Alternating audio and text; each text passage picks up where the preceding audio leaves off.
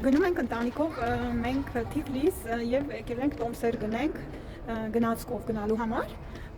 Ուղղակի շատ հետաքրքիր է գնացքով երեխեքին, դրա համար որոշեցինք տենց անենք։ Եվ տոմս գնելուց այդ տեղը որ խոսում ես միկրոֆոնչիկը չի աշխատում այդ աշխատողի։ Ոչ մի բան չէի լսում, 100 անգամ հարցնում էի կրկին, որ կրկնի։ Նենց որ նկարում եմ այս տեսահոլովակը դրա համար, որ կայարանի աշխատողների միկրոֆոնչիկները պետքա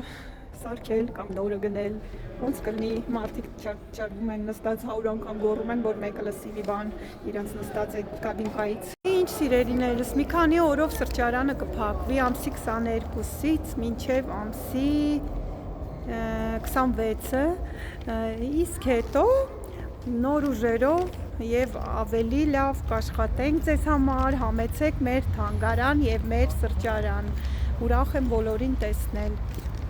Լավ երեկո բոլորին։ Համել հետո կպատմեմ ինչպես է ճամփորդել մեր գնացքներով Հայաստան Երևանից գնալը Թիֆլիս ճանապարհը հետաքրքիր է։